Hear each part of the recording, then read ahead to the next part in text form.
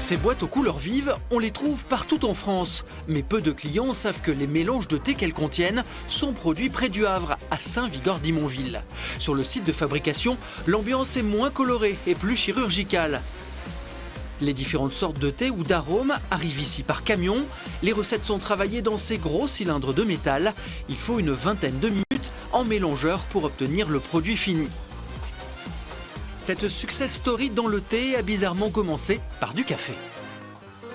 On a créé le groupe Orientis en 2001 pour racheter une société qui s'appelle Olivier Langlois, qui fait de la distribution de café auprès des torréfacteurs. Et quand on a travaillé sur cette société, on a découvert une activité de thé. Les investisseurs décident de développer cette seconde activité. Ils repèrent la marque Kousmiti, créée il y a 150 ans à Saint-Pétersbourg. En 1917, la famille Kousmitchov fuit la révolution russe et s'installe à Paris. L'échoppe familiale survit au fil des décennies. On a racheté cette marque fin 2003 et on l'a relancée à partir de 2005-2006, le temps de revoir un peu tous les process de fabrication, etc. Et donc elle est apparue vraiment au grand public à partir de 2009-2010 quand on a ouvert un certain nombre de boutiques.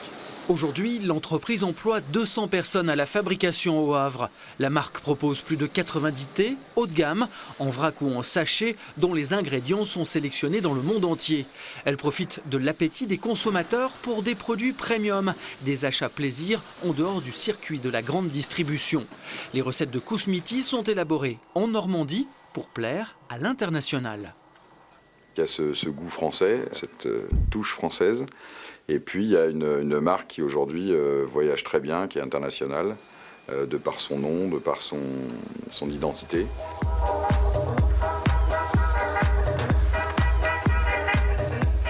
Le développement de la société passe désormais par le renforcement du réseau de boutiques au nom de la marque. Une soixantaine en France et 20 à l'étranger, Allemagne et États-Unis en tête. C'est important, c'est la moitié de notre chiffre d'affaires aujourd'hui.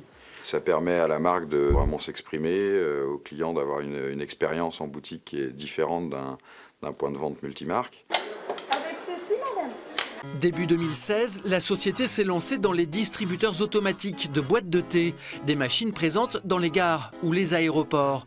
Cette offre complète celle des boutiques physiques et du magasin en ligne. Et pour la petite histoire, l'activité café du groupe a été revendue il y a peu. Preuve que c'est bien le thé qui fait vivre la société Orientis.